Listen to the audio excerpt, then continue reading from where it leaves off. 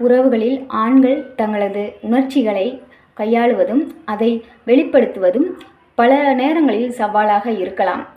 உணர்வுகளை வெளியில் கொள்ளக்கூடாது என்ற சமூக பார்வை இருப்பதால் பல ஆண்கள் மனதிற்குள்ளேயே அனைத்தையும் புதைத்து விடுகிறார்கள். ஒரு நல்ல ஆரோக்கியமான உறவை உருவாக்குவதற்கும் உங்கள் துணையுடன் உணர்வுபூர்வமான இணைவதற்கும் சில முக்கியமான ஆலோசனைகளை இந்த வீடியோவில் நான் சொல்லியிருக்கேன். ஸ்கிப் பண்ணாமல் ஃபுல்லாக பாருங்கள். நீங்கள் என்னோடய வீடியோ புதுசாக பார்க்குறீங்க அப்படின்னா சப்ஸ்கிரைப் பண்ணிவிட்டு பெல் ஐக்கனை கிளிக் பண்ணிவிட்டு ஆல்னதை கிளிக் பண்ணுங்கள். அப்போ தான் நான் போகிற வீடியோஸ் எல்லாமே உங்களுக்கு நோட்டிஃபிகேஷனாக வரும். இப்போ வீடியோக்குள்ளே போகலாமா? ரிலேஷன்ஷிப் அட்வைஸ் ஃபார் மேன், அதாவது கணவன்களுக்காக இந்த ஒரு அட்வைஸ் நான் இந்த வீடியோ போட்டிருக்கேன். அது என்ன அப்படின்னா, ஃபஸ்ட்டு ஒன்று வந்து உணர்வுகளை வெளிப்படுத்துங்கள். ஆண்கள் அழக்கூடாது, எல்லாவற்றையும் தாங்கிக் கொள்ள வேண்டும் என்ற எண்ணத்தை முதலில் கைவிடுங்கள். உங்களுக்கு ஏற்படும் பயம், கவலை, ஏமாற்றம் அல்லது மகிழ்ச்சி எதுவாக இருந்தாலும் அதை உங்கள் துணையிடம் பகிர்ந்து கொள்ளுங்கள். நீங்கள் அமைதியாக இருந்தால் அவர்களுக்கு உங்கள் மனதில் என்ன நடக்கிறது என்று தெரியாமல் குழப்பம் அடையலாம். செகண்ட் ஒன், கவனமாக கேளுங்கள். உங்கள் துணை பேசும்போது அவர்களுக்கு பிரச்சனைகளுக்கு தீர்வு உடனே தேவைப்படுவதில்லை.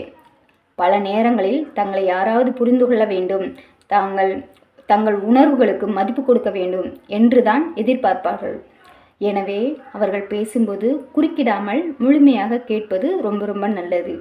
மூணாவது விஷயம் என்ன அப்படின்னா, ஈகோவை குறையுங்கள். உறவுகளில் சண்டைகள் வருவது இயல்பு. ஆனால் நான் ஏன் முதலில் பேச வேண்டும், நானா தோற்று போவது என்ற ஈகோ இருந்தால் உறவு விரிசலடையும். தவறு உங்கள் மீது இருந்தால் சாரி என்று கேட்பது நீங்கள் குறைந்து விட மாட்டீர்கள்.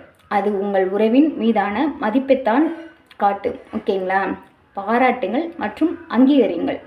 அவர்கள் உங்களுக்கு செய்யும் சிறிய விஷயங்களாக இருந்தாலும், உங்களுக்கு பிடித்த உணவு சமைப்பது, உங்களை கவனித்துக் கொள்வது போன்றவற்றிற்கு மனதார நன்றி கூறுங்கள். உங்களது ஒரு சிறிய பாராட்டு அவர்களுக்கு பெரிய மகிழ்ச்சியையும் உங்கள் மீதான காதலையும் அதிகரிக்கும். தனிப்பட்ட சுதந்திரம்.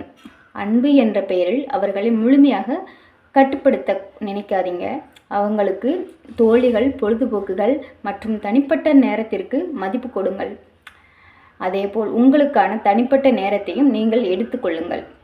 முக்கியமான குறிப்பு என்னென்னா, ஒரு சிறந்த உறவு என்பது ஒருவரை ஒருவர் மாற்றுவது அல்ல, ஒருவரின் குறைகளோடும் நிறைகளோடும் அப்படியே ஏற்றுக்கொண்டு இணைந்து பயணிப்பது தான்.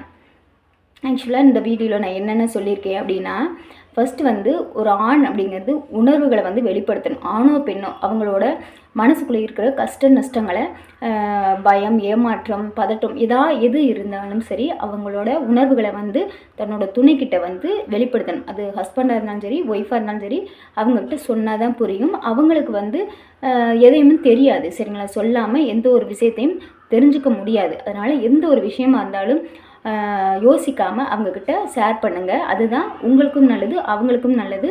நிறைய பிரச்சனைகள் வராமல் தடுக்கிறதுக்கு இது பெரிய உதவியாக இருக்கும். செகண்ட் ஒன் என்னென்னா, கவனமாக கேளுங்கள். அதாவது நீங்கள் உங்கள் ஒய்ஃப் உங்கள்கிட்ட ஏதாவது ஒன்று சொல்ல வர்றாங்க அப்படின்னா குறுக்கிடாதீங்க, நிறுத்து. இல்லாட்டி நீங்கள் இடையில பேச ஆரம்பிக்காதீங்க. ஃபஸ்ட்டு அவங்க என்ன சொல்கிறாங்க, எதுக்காக சொல்கிறாங்க அப்படிங்கிறத முழுசாக கேளுங்க. கேட்டு முடித்ததுக்கப்புறம் அதுக்கான பதிலை நீங்கள் சொல்லலாம். அவங்க எதிர்பார்க்குறது அதுக்கான தீர்வாக இருக்காது. சரிங்களா?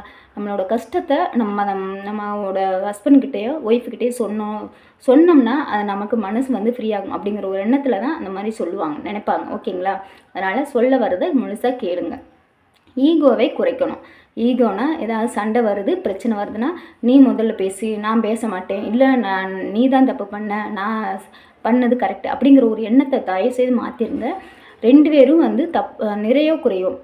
ஒருத்தர் விட்டு கொடுத்து போகிறதுனால குறைஞ்சி போக மாட்டோம். சரிங்களா? அதனால் உறவு தான் அதாவது வலுப்படும். சரிங்களா? அதாவது உறவு நீடிக்கும், அவங்களுக்குள்ள விரிசல்கள் குறையும்.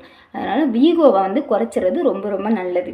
பாராட்டுங்கள் மற்றும் அங்கீகரிங்கள். அதாவது அவங்க ஏதாவது நல்லா சமைக்கிறாங்க, ஏதாவது ஒரு ட்ரெஸ்ஸோ இல்லை ஏதாவது ஒன்று சின்ன பொருளாக ஏதாவது ஒன்று வாங்கி கொடுத்தாலும் அதுக்கு சந்தோஷப்படுங்க, நன்றி சொல்லுங்கள். சரிங்களா? அப்படி பண்ணும்போது அந்த வாங்கி கொடுத்தவங்களுக்கு ரொம்ப சந்தோஷமாக இருக்கும். உங்கள் ஒய்ஃப் இருக்காங்க, அவங்க எதையுமே கேட்கல அப்படின்னா நீங்கள் அவங்களுக்கு பிடிச்ச விஷயங்களை வாங்கி கொடுங்க, செஞ்சு கொடுங்க. அதுவே அவங்களுக்கு பெரிய சந்தோஷத்தை கொடுக்கும். இது புரிஞ்சுக்கிட்டாலே போது உறவுகளில் வந்து பெரிய ஒரு பிணைப்பு உருவாகும். சரிங்களா? நிறையா குடும்பங்களில் வந்து இது நடக்கிறதில்ல. ஆனால் புரிஞ்சு நடந்துக்கிட்டீங்க அப்படின்னா உங்கள் குடும்பத்தில் எந்த ஒரு பிரச்சனையும் விரிசல்களும் வரவே வராது. அது ரொம்பவும் நல்ல ஒரு முக்கியமான விஷயம். சரிங்களா? தனிப்பட்ட சுதந்திரம் அப்படிங்கிறது ஹஸ்பண்டாக இருந்தால் அவங்களுக்கு ஃப்ரெண்ட்ஸ் இருக்கலாம், ஒய்ஃபுக்கும் ஃப்ரெண்ட்ஸுகள் இருக்கலாம். அவங்க கூட போகிறது வர்றது பேசுறது அதெல்லாம் வந்து கண்டிஷன் பண்ணாதீங்க. அவங்களோட ரிலேஷன்ஸ் இருப்பாங்க, பேரண்ட்ஸ் இருப்பாங்க, அவங்க கூட போகிறது வருது அது மாதிரி கண்டிஷன் பண்ணாதீங்க. அவங்களுக்குன்னு தனிப்பட்ட சுதந்திரத்தை கொடுங்க. பிடிச்சதை வாங்கி சாப்பிட சொல்லுங்கள். பிடிச்சதை பண்ணும்போது குறுக்கிடாமல் இருக்கிறது ரொம்ப ரொம்ப நல்லது. ஓகேங்களா? அடுத்து என்ன அப்படின்னா, உங்கள் உறவில் தற்போது நீங்கள் எதிர்கொள்ளும் குறிப்பிட்ட சவாலை பற்றி பேச விரும்புகிறீங்க, அது தெரிஞ்சுக்கணும்னு நினைக்கிறீங்க அப்படின்னா இப்போ வந்து கொஞ்சம் வீடியோவாக மேக் பண்ணியிருக்கேன் பாருங்கள். உறவுகளில் ஆண்கள் சந்திக்கும் மன அழுத்தம் மற்றும் சவால்கள் பெரும்பாலும் வெளியில் தெரிவதில்லை. ஆண்கள் எதற்கு கலங்கக்கூடாது என்ற சமூக எதிர்பார்ப்பு தங்களது பலவீனங்களை அல்லது கவலைகளை வெளியில் சொல்ல முடியாத ஒரு இறுக்கமான சூழ்நிலையை அவர்களுக்குள் உருவாக்கி விடுகிறது. இந்த மன அழுத்தங்களையும் சவால்களையும் கையாள்வதற்கான சிறிய நடைமுறைகள் என்ன அப்படிங்கிறத இப்போ அடுத்து பார்க்கலாம். சரிங்களா? நிதி மற்றும் குடும்ப பொறுப்புகளின் சுமை. குடும்பத்தை வழிநடத்த வேண்டும், பொருளாதார ரீதியாக பாதுகாப்பாக வைத்திருக்க வேண்டும் என்ற எண்ணம் ஆண்களுக்கு பெரிய அழுத்தத்தை தரும்.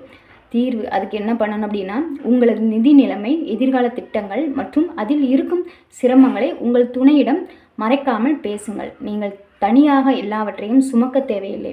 ஒரு பார்ட்னராக அவர்களுக்கும் இதில் பங்கு உண்டு என்பதை உணர்ந்து இணைந்து திட்டமிடுங்கள். சரிங்களா? அதாவது எல்லா சுமையும், வீட்டு குடும்ப சுமை எல்லாத்தையும் நீங்கள் தான் பார்த்துக்கணும் அப்படிங்கிற ஒரு எண்ணம் இருக்குன்னா தயவுசெய்து அப்படி இருக்காதீங்க. உங்கள் ஒய்ஃபுக்கும் அவங்க இருக்கிற கஷ்ட நஷ்டங்களை சொல்லுங்கள். சொன்னீங்கன்னா தான் அவங்களுக்கு புரியும். அவங்களுக்குள்ள ஒரு எண்ணம் வரும், நம்மளும் வேலைக்கு போகணும், நம்ம குடும்பத்து பொறுப்புகளை நம்மளும் பாதிய கஷ்டத்தை வந்து குறைக்க பார்க்கணும், நம்ம குடும்பத்தை நல்லா வச்சுக்கணும் அப்படிங்கிற ஒரு எண்ணம் வந்தால் தான் அவங்க குடும்பத்தில் வந்து பிரச்சனைகள் வராது, உங்களுக்கும் சுமை குறையும். சரிங்களா?